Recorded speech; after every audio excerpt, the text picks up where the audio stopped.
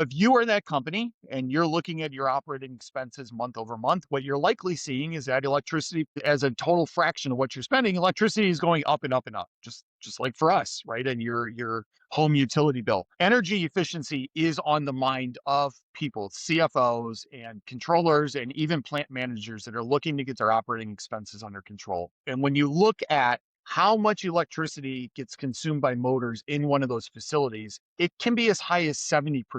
So if I've got 70% of my facility load going into motors, and motors are in the application they're in, are only delivering 60 to 65, maybe 70% net energy efficiency, there's a lot of room to improve.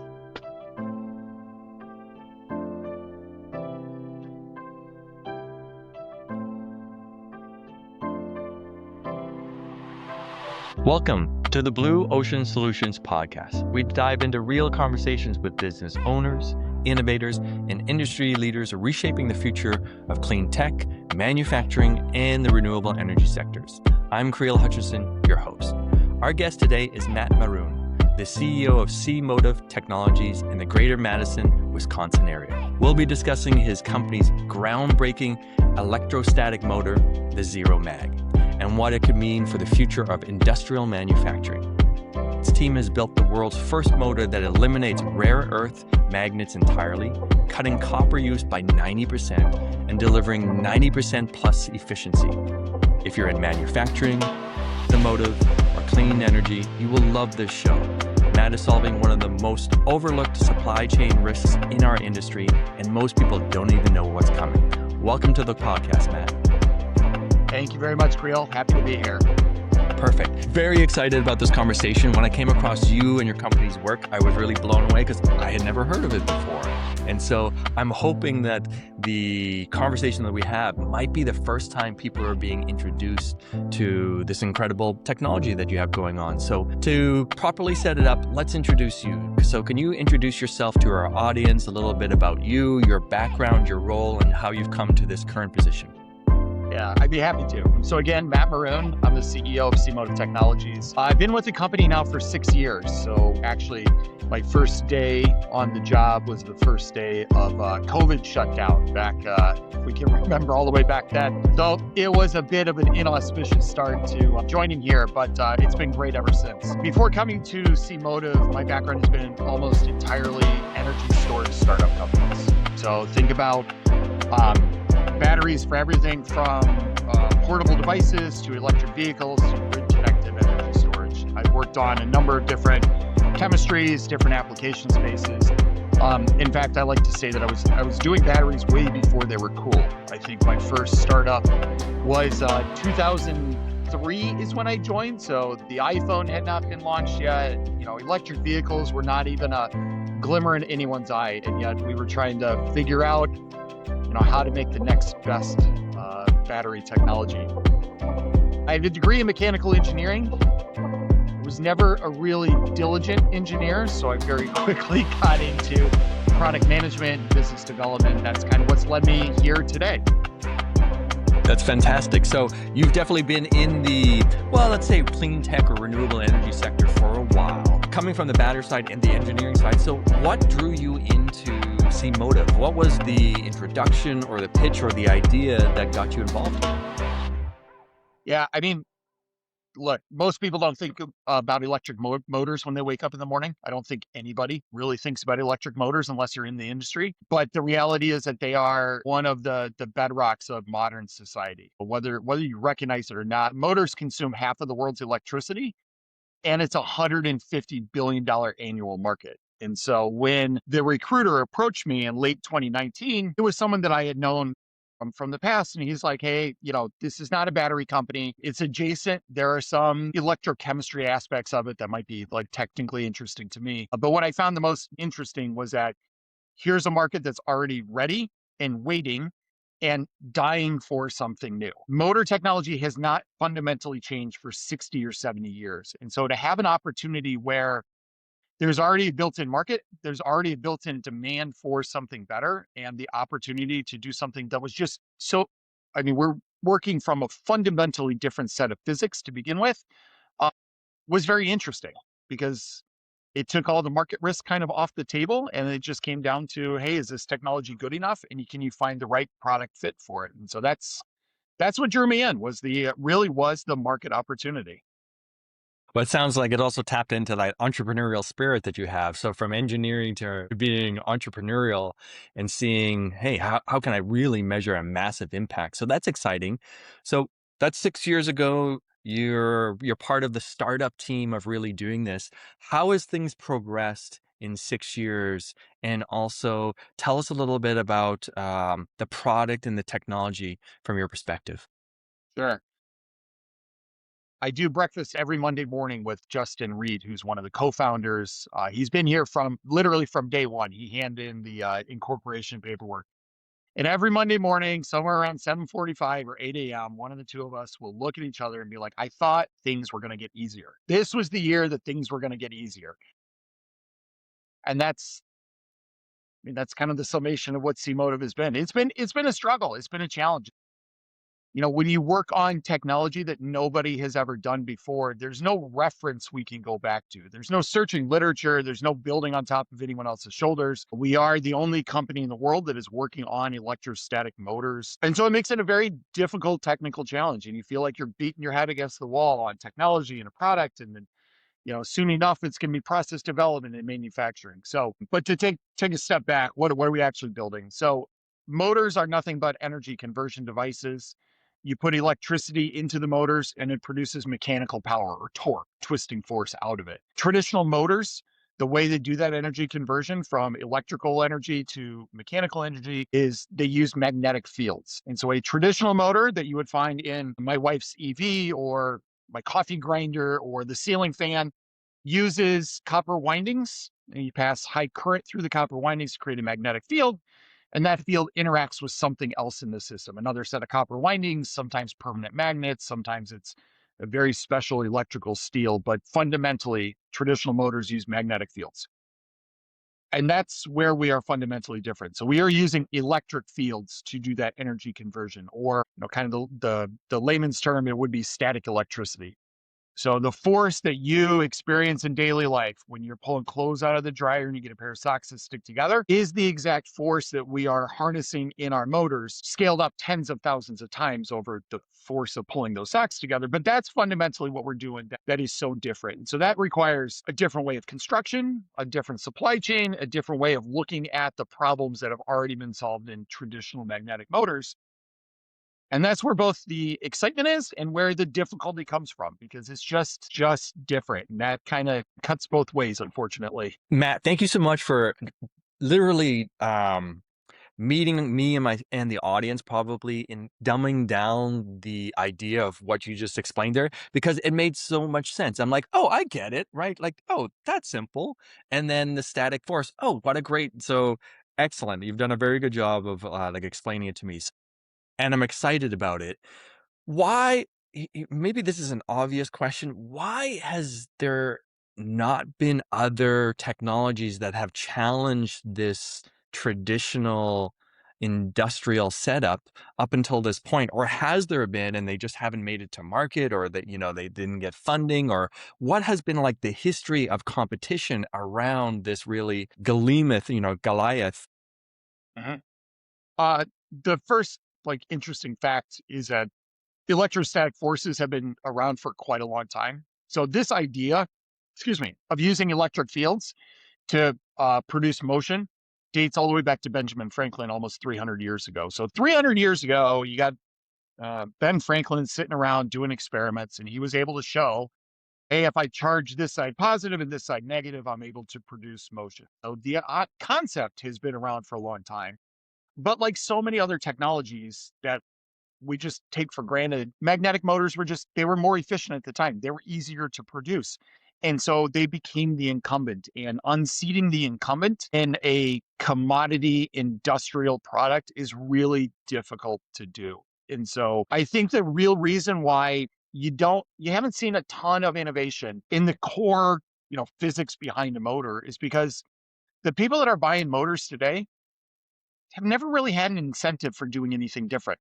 They've been buying the same motor from the same distributor for 30 years. Why are they going to do anything different? And it's really been the confluence of really global factors, which really are the tailwinds that we have right now. It is the reason why people are interested. Electricity prices are going up, whether we have tariffs or just copper prices increasing, right? A rare earth metal supply chain is based in China, and sometimes it's difficult to procure those. So I think it's really, what brings us, why we're going to be successful is because of all of the things that are kind of coming together that is forcing the status quo to not be good enough, finally.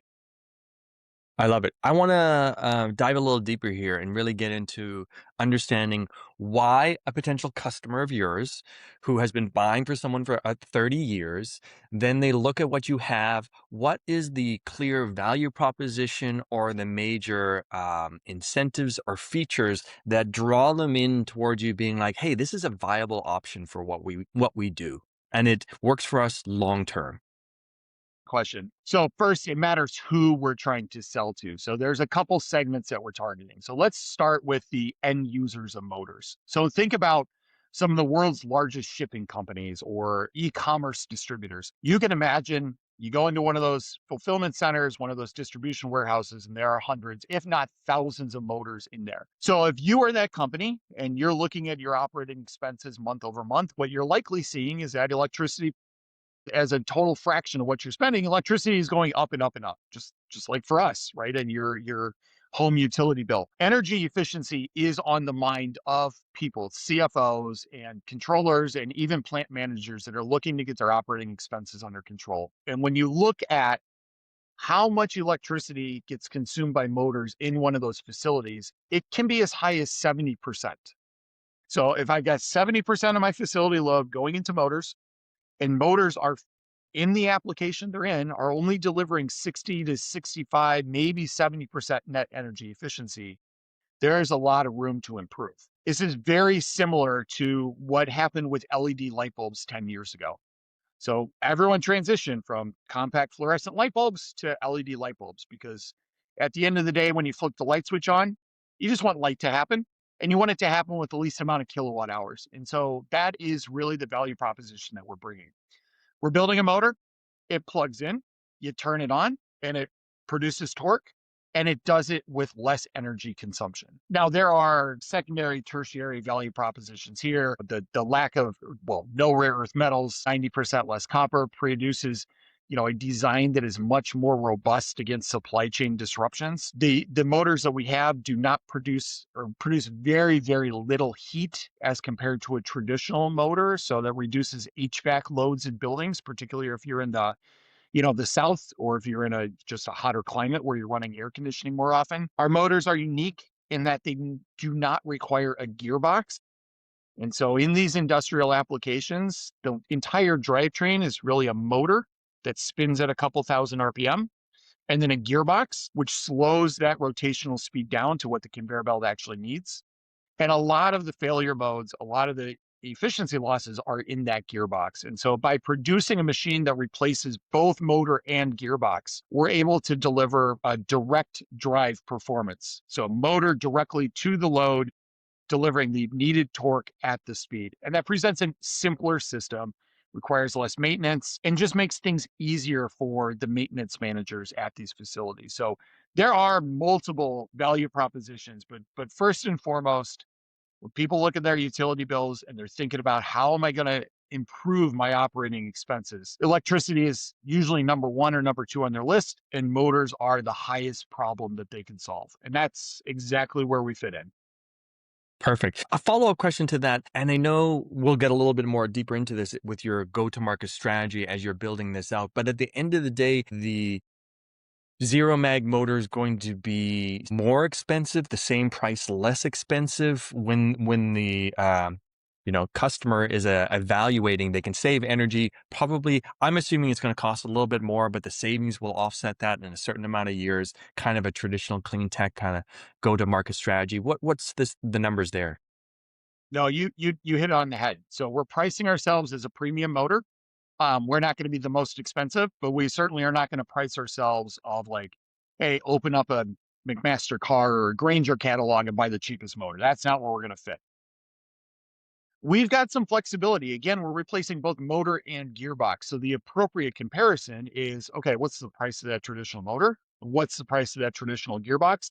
And that's where we want to price ourselves. We're going to be roughly a 20 to 25% premium over um, the kind of generic status quo system. And with the energy savings that we have, you're going to see an ROI in 12 to 24 months. Total cost of ownership savings could be as high as 30%. It could be as low as 15%. And that really depends on the cost of electricity and where the motor is going to be installed.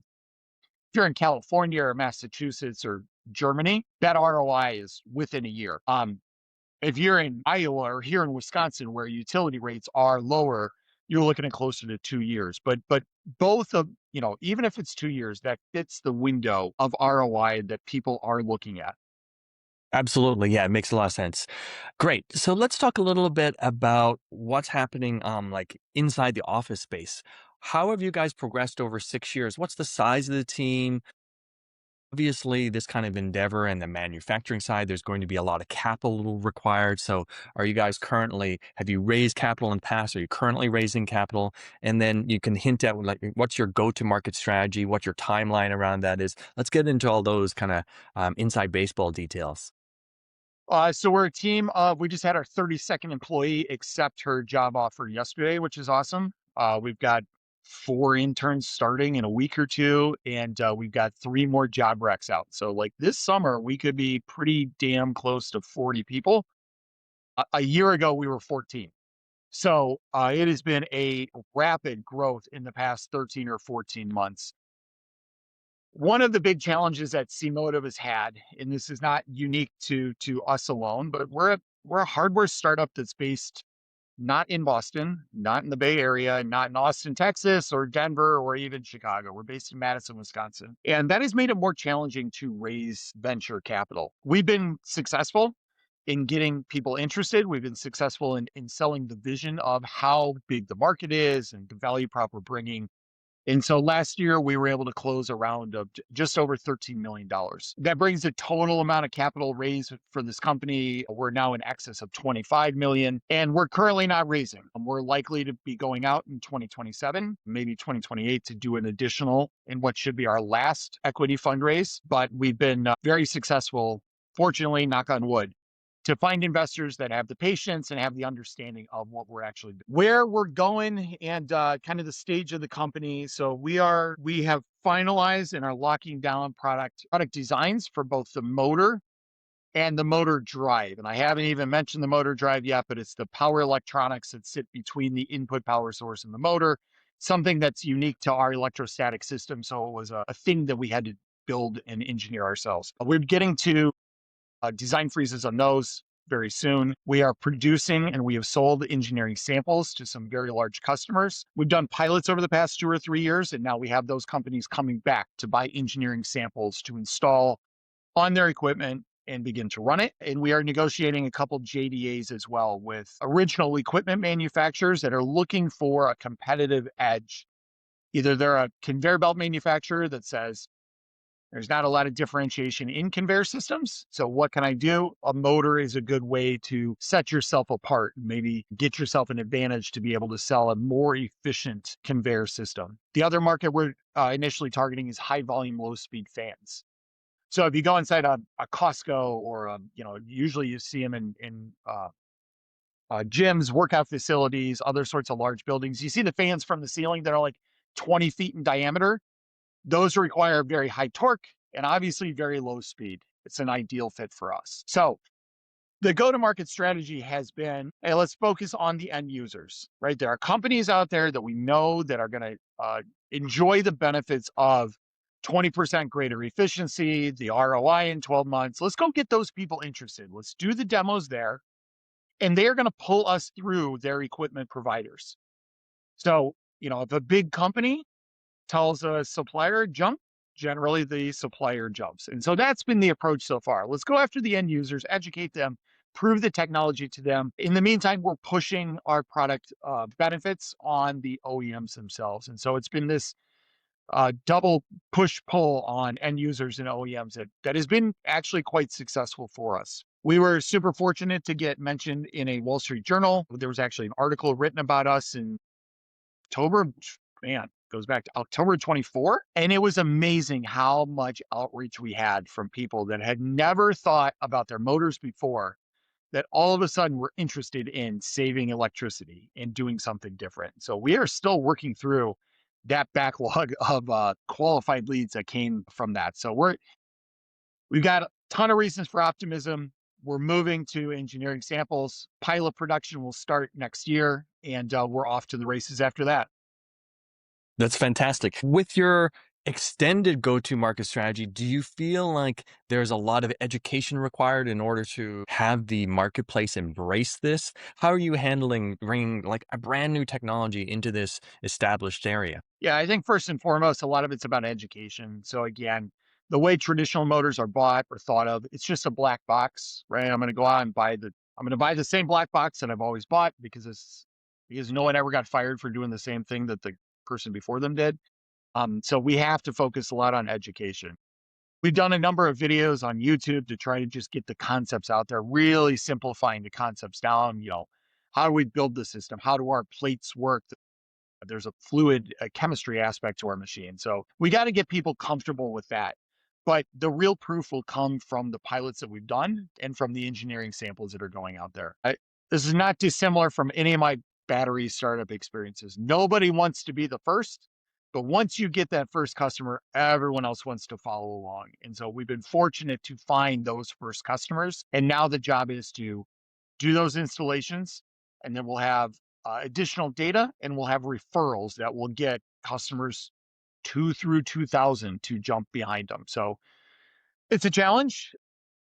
It's not unique to just us. Like you mentioned, it's a pretty common clean tech challenge, but I think we made pretty good headway, and now it's really up to us just to execute.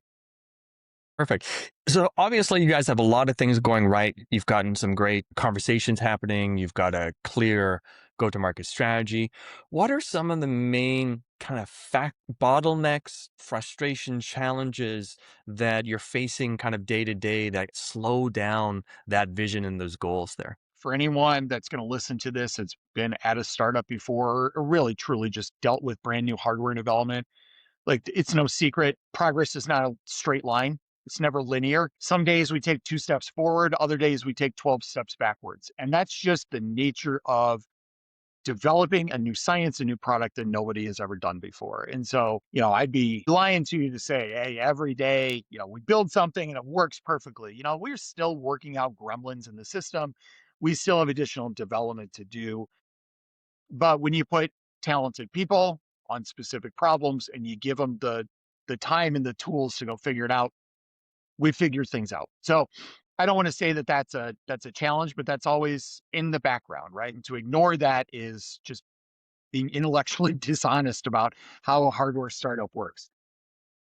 I think bigger bottlenecks for us, bigger challenges will be, the investors would say, hey, if you get a purchase order for 1,000 units, that's a good problem to have. It's still a problem. And it's still a big problem to have. So, one of the things that I've learned over and over again is when you're trying to scale up a product, you can't skip steps in the volume ramp up. You don't go from 1 to 1,000. You don't go from 10 to 1,000. You have to work your way from onesies to tens to hundreds to thousands to full scale production. And that process, that product development process, understanding the quality metrics that need to go into it, understanding variability and how you can be robust against some of the contaminants in the system, those are all challenges that we are undertaking right now. So while the product gets finalized, we have a quality team and operations team that is focused on that scale up and making sure that we are able to, starting next year, beginning delivering dozens of units a month and slowly working our way up to hundreds of units a month. And so that's always a challenge. And even when the product is perfect, there's still challenges in scale up. And so that I think where we sit today will be the bottleneck for us going forward. Yeah, makes complete sense. So let's look at going forward then. What are your let's call it strategic priorities in the next 6, 12 months to continue to advance towards your goals? Yeah, we got to deliver on the sales that we have right now, and that's starting to happen in Q3 of this year with engineering samples going out. We will be scaling up. We moved into a facility just about a year ago. We've now had 30,000 square feet. We have the infrastructure in place, and we're adding the team to get into pilot production. So we have to finalize the process development activities this year and then put those into practice next year. And so that means pilot production starting in Q1 of next year, where we are producing and selling up to 100 units a month. This current facility with very little automation is capable of doing about 200 units a month. And so by the end of kind of by mid 28, we want to be at that full scale ramp rate. Our strategic plan to scale up to real full scale production, because again, there are millions of motors sold every single year, is to work through contract manufacturers to begin with. So we are going to take the steps from 1 to 10 to 100, and we're going to work with the contract manufacturer to take that step from hundreds to thousands to tens of thousands. And so we are currently evaluating contract manufacturing partners. We have issued an RFP, and we expect to down select somebody by the end of this year that we can work with in parallel next year, and then hand off a larger volume production to them in 28. And so a lot of our goals, a lot of our strategic focus is on scaling up, finishing the product, obviously, but scaling it up, continuing to focus on quality, and continuing to focus on design for manufacturability, simplicity, and then the cost down associated with that. It sounds very, very exciting. And it sounds like you've got a very smart, well laid out game plan with the right conversations happening right now. So I really want to commend you. Let's go one step bigger. So 5 years from now, 10 years from now, what do you think the potential of this disruptive motor technology inside this industry could really look like? Like when you take a look at the big picture, what is the impact? Yeah. So our goal is to become the reference motor platform. So, right, the reference motor platform for 100 years now has been magnetic motors. We want to be the next reference motor platform. So, anytime you go into a facility, it's like, well, yeah, obviously I'm using electrostatic motors. Why would I, you know, of course I have LED light bulbs. Why would I buy incandescent light bulbs anymore? And that's so like grand vision is to the grand vision is to bury all of the competitors who have been selling the same thing for 60 years, right?